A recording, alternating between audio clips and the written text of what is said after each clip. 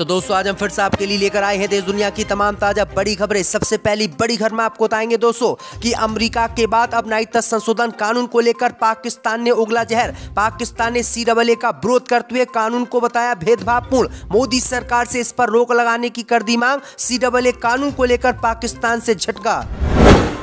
Gaza पट्टी में युद्ध विराम की बातचीत के लिए काहिरा जाएगा हमास का प्रतिनिधिमंडल। इजराइल के नेताओं से करेगा बातचीत। इजराइल हमास के कैदियों को छोड़ने के लिए तैयार। लोकसभा चुनाव से पहले नागरिकता संशोधन कानून पर लगेगी रोक। नागरिकता संशोधन कानून के खिलाफ सुप्रीम कोर्ट में याचिकाएं हुई दायर। सुप्रीम कोर्ट से CAA पर रोक लगाने की गई है मांग। मोदी सरकार की बढ़ सकती है चिंता। लोकसभा चुनावों की तारीख का ऐलान आज। 7 चरणों में हो सकती है देश में वोटिंग। बीजेपी कांग्रेस तैयारियों में जुटी। जिन कंपनियों पर पड़े सबसे ज्यादा छापे उन्हीं कंपनियों ने बीजेपी को दिया चंदा। चुनावी बॉन्ड से हुआ खुलासा। मोदी अमित शाह के घर पड़ सकती है रेड। जा सकते हैं मोदी अमित शाह लोकसभा चुनाव से पहले जेल। दिल्ली शराब घोटाले के मामले में बड़ा एक्शन। दिल्ली तेलंगाना के पूर्व CM KCR की बेटी को ED ने हिरासत में लिया। तो दोस्तों सभी खबरों को आपको एक एक कर बताने वाले हैं। वीडियो को लाइक कर चैनल को सब्सक्राइब कर दें। इसी बीच पर तो दोस्तों अगली खबर की ओर तो अमेरिका के बाद अब पाकिस्तान से मोदी सरकार को लगा CAA कानून को लेकर झटका। पाकिस्तान ने CAA कानून का किया विरोध, बताया भेदभावपूर्ण। दोस्तों आपको बता दें कि नागरिकता संशोधन कानून को लेकर अमेरिका के बाद अब पाकिस्तान से भी मोदी सरकार को झटका लगा है। अमेरिका के बाद अब पाकिस्तान ने भी मोदी सरकार के नागरिकता संशोधन कानून का विरोध किया है और इसको भेदभावपूर्ण बताते हुए वापस लेने की मांग की है। दरअसल आपको बता दें कि पाकिस्तान ने दावा किया है कि ये लोगों के बीच उनकी आस्था के आधार पर भेदभाव करता है, इसलिए उन्होंने मोदी सरकार से इसे वापस लेने की मांग की है। दरअसल आपको बता दें कि CAA कानून के तहत मुसलमानों को छोड़कर सभी कौम के लोगों को पाकिस्तान बांग्लादेश से आने पर भारत की नागरिकता दी जाएगी, लेकिन मुसलमानों को नहीं दी जाएगी। इसी का पाकिस्तान ने विरोध किया है और पाकिस्तान ने इसे भेदभावपूर्ण बताते हुए इसको वापस लेने की मांग की है। अब देखते हैं कि मोदी सरकार इसको वापस लेती है या फिर नहीं। पर तो दोस्तों अगली खबर की ओर तो गाजा पट्टी में जंग रुकवाने के लिए काहिरा जाएगा हमास का प्रतिनिधिमंडल। इजराइल के नेताओं से करेगा बातचीत। दोस्तों आपको बता दें कि गाजा पट्टी में 5 महीने की जंग लड़ने के बाद इजराइल हमास अब जंग रोकने के लिए तैयार हो गए हैं। खबर सामने निकल कर आई दोस्तों कि गाजा पट्टी में संघर्ष विराम की वार्ता में पैदा हुए गतिरोध को खत्म करने के लिए हमास का प्रतिनिधिमंडल इजराइल के नेताओं से मिलने के लिए मिस्र जाने वाला है। वहीं आपको बता दें कि मिस्र में इजराइल के नेताओं के साथ हमास के नेता बातचीत करेंगे और अस्थायी युद्ध विराम की उम्मीद यहां पर जगाई जा सकती है। यानी इजराइल और हमास के बीच गाजा पट्टी में अस्थायी युद्ध विराम हो सकता है। दरअसल आपको बता दें कि इजराइल ने हमास के जो जेल में बंद नेता हैं उनको भी छोड़ने का ऐलान कर दिया है। दूसरी तरफ हमास ने भी कहा है कि उसके पास जितने भी इजराइल के बंधक हैं वो उनको छोड़ देगा। तो ये बड़ी अपडेट आई दोस्तों कि रमजान के महीने में इजराइल और हमास के बीच गाजा पट्टी में जंग खत्म हो सकती है। इसी बीच पर तो दोस्तों अगली खबर की ओर तो नागरिकता संशोधन कानून पर लगेगी रोक। नागरिकता कानून के खिलाफ दायर याचिकाओं पर सुनवाई के लिए सुप्रीम कोर्ट तैयार। लोकसभा चुनाव से पहले मोदी सरकार के लिए झटका। दोस्तों आपको बता दें कि नागरिकता संशोधन कानून को लेकर मोदी सरकार को बड़ा झटका सुप्रीम कोर्ट से लग सकता है और सुप्रीम कोर्ट CAA कानून पर लोकसभा चुनाव से पहले रोक लगा सकता है।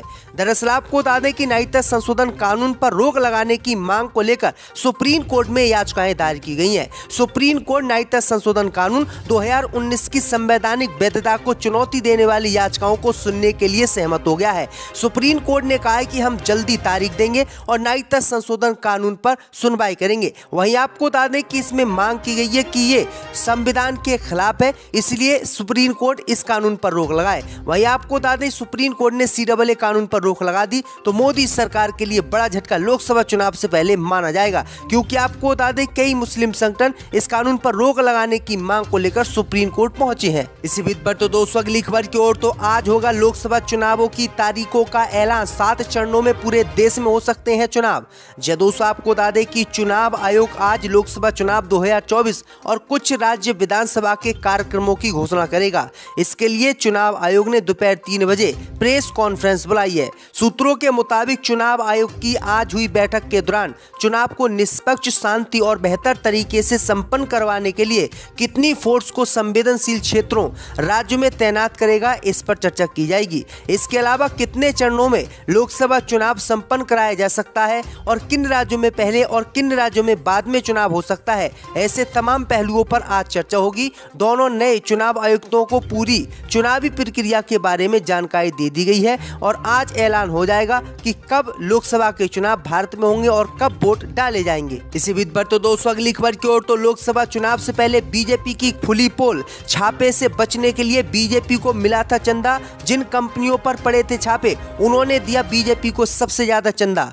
दोस्तों आपको बता दें कि सुप्रीम कोर्ट के आदेश के बाद एसबीआई ने इलेक्टोरल बॉन्ड यानी पार्टियों के चुनावी चंदे से जुड़ी सभी जानकारी चुनाव आयोग को दे दी और चुनाव आयोग ने गुरुवार शाम को इसको पूरे देश में सार्वजनिक कर दिया। लेकिन आपको बता दें कि जैसे ही ये जानकारी सार्वजनिक हुई तो बीजेपी की पोल खुल गई। दरअसल आपको बता दें कि बीजेपी को उन्हीं कंपनियों ने सबसे ज्यादा चंदा दिया है जिन पर ईडी सीबीआई ने छापे मारे। यानी आपको बता दें कि जिन कंपनियों पर ईडी सीबीआई ने छापे मारे उन्हीं कंपनियों ने मोदी सरकार को 700 करोड़ रुपए के चंदे दिए और फिर उन पर छापे नहीं पड़े। वहीं आपको बता दें कि जब इनकी जानकारी पूरे देश में सार्वजनिक हुई तो मोदी सरकार के होश उड़ गए। यानी मोदी सरकार ने उन्हीं कंपनियों पर छापे पड़वाए जिनने उन्हें चंदा दिया है। तो ये बड़ी अपडेट आ रही दोस्तों। इसी बीच बढ़ते दोस्तों अगली खबर की ओर, तो लोकसभा चुनाव से पहले कांग्रेस पार्टी ने भाजपा के सभी खातों को फ्रीज करके इलेक्टोरल बॉन्ड की जांच कराने की मांग की, फंसी भाजपा।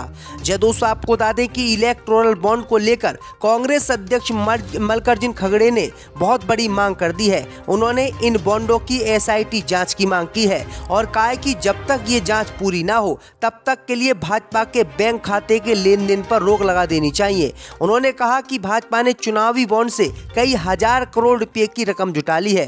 कांग्रेस को तो चंदा मिला था लेकिन हमारे बैंक खाते के लेन देन पर रोक लगा दी गई है। उन्होंने कहा कि यदि विपक्षी पार्टियों के बैंक खाते के लेन देन पर रोक लगी है तो हम चुनाव कैसे लड़ेंगे, समान अवसर कहां है। इस तरह के चुनाव में हमारे लिए समान अवसर की स्थिति नहीं है।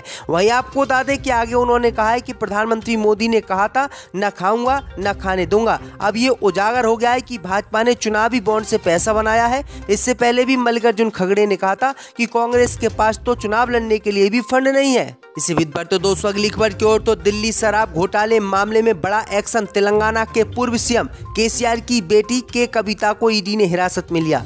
दोस्तों आपको बता दें कि ईडी अधिकारियों ने तेलंगाना के पूर्व सीएम केसीआर की बेटी के कविता को हिरासत में ले लिया है।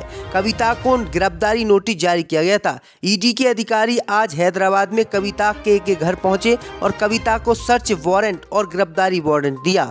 कविता के घर की घंटों तलाशी ली गई। बाद में ईडी अधिकारियों ने कविता को हिरासत में ले लिया। आबकारी घोटाले की जांच को लेकर ईडी के अधिकारी कविता को दिल्ली लेकर निकली। उन्हें पूछताछ के लिए दिल्ली लाया जा रहा है। तो ये बड़ी अपडेट आ रही दोस्तों। इसी बीच बढ़ते दोस्तों अगली खबर की ओर, तो बिहार में नीतीश मंत्रिमंडल का हुआ विस्तार। रेणु देवी सहित कुल 21 मंत्रियों ने ली शपथ। दोस्तों आपको बता दें कि बिहार में राजद से नाता तोड़कर बीजेपी में आए नीतीश कुमार के कैबिनेट का विस्तार हो गया।